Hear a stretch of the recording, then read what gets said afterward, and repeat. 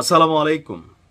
আমি আরো 2 থেকে 3 দিন আগেই এই ভিডিওটা সম্পর্কে আপনাদেরকে আইডিয়া দিছিলাম যে ডক্টর ইউনূস যখন যুক্তরাজ্য সফরে যাচ্ছেন, সেখানে আরেক দেশের রাজার সাথে তিনি বৈঠক করবেন, আরেক দেশের প্রধানমন্ত্রীর সাথে বৈঠক করবেন, আর যিনি বাংলাদেশের আগামী দিনের প্রধানমন্ত্রী হিসেবে যাকে ইতিমধ্যেই দাবি করা হয় জনাব তারেক রহমান, তার সাথে ডক্টর মোহাম্মদ ইউনূস দেখা করবেন না, বিষয়টা কেমন জানি, বা বিএনপির জন্য বিষয়টা ইজ্জতের বিষয় ছিল, পাশাপাশি ডক্টর মোহাম্মদ ইউনূসের জন্য, কারণ তার সরকার তো আর এটা রাজনৈতিক সরকার না যে তিনি ভবিষ্যতে আবার প্রেসিডেন্ট হবেন বা প্রধানমন্ত্রী হবেন। আর গুনা গুনা কয়েক মাস পরেই নির্বাচন হলে তিনি সাধারণ একজন ইউনূসেই পরিণত হবেন। প্লাস তিনি যেই সুযোগ সুবিধা নিয়েছেন অথবা তার এই সরকার চলাকালীন অনেক কিছু হয়তো এই বিএনপির হাত দিয়ে আবার সামনে আসবে, ভবিষ্যৎকে মাথায় রাখতে হবে। তো যাই হোক, সবকিছু মিলিয়ে বিএনপির জন্য সুসংবাদ হচ্ছে, এটা ডক্টর মোহাম্মদ ইউনূসের জন্য পজিটিভ আমি মনে করি যে এই সিদ্ধান্তটায় তিনি উপনীত হয়েছেন। গতকালকে রাতে বিএনপির স্থায়ী কমিটির একটা ভার্চুয়াল বৈঠক হয়। সেই বৈঠকে আপনার সিদ্ধান্ত নেওয়া হয়েছে যে আগামী 13 জন লন্ডনের একটি হোটেলে সাক্ষাৎ করতে যাচ্ছেন জনাব তারেক রহমান এবং ডক্টর মোহাম্মদ ইউনূস। তো এখানে আসলে কি আলোচনা হবে, কেন এই সাক্ষাৎ, শুধু কি সৌজন্যমূলক? বিএনপির নেতারা বলছেন বৈঠকটি মূলত সৌজন্য সাক্ষাৎ হলেও আলোচনার কেন্দ্রবিন্দুতে থাকবে, আমরা বুঝতেই পারছি, নির্বাচন। দলের পক্ষ থেকে নির্বাচন সংক্রান্ত বেশ কিছু প্রস্তাবনা ইতিমধ্যেই তারেক রহমানের হাতে তুলে দেওয়া হয়েছে।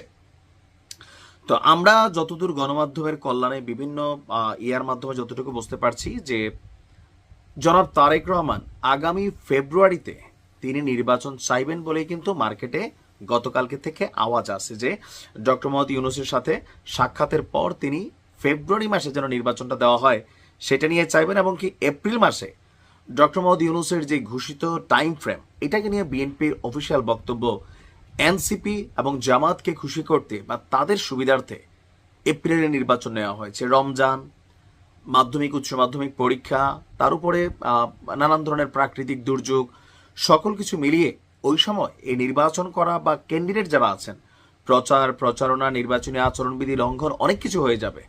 সো ব্যাটার হচ্ছে ডিসেম্বরের আগেই নির্বাচন। তবে কেউ কেউ বলছেন বিভিন্ন গণমাধ্যমের বরাত দিয়ে যে ডিসেম্বরের জায়গায় এটা হয়তো ফেব্রুয়ারিতে জনাব তারেক রহমান নির্বাচনের প্রস্তাব দিবেন। এখন ডক্টর মোহাম্মদ ইউনূস রাজি হয় কিনা। তবে ওনার 10 মাসের অবস্থানে বিভিন্ন বক্তব্যে একটা জিনিস তো স্পষ্ট যে তিনি বিএনপিকে খুব বেশি গুরুত্ব দেন না।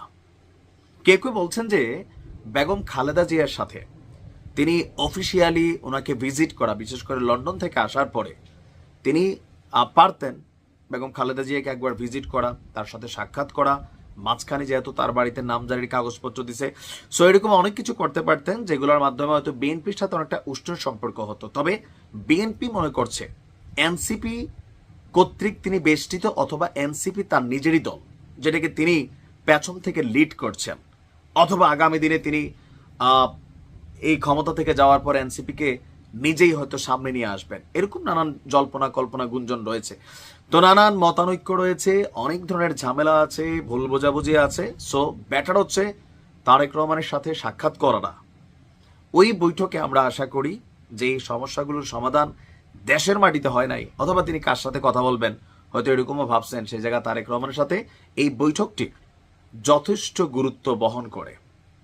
বাকিটা হচ্ছে সিদ্ধান্ত পরে, বাট আগে সাক্ষাৎ হোক, স্থিতিশীল হবে সবকিছু, দেখা যাক কি হয়। ভালো।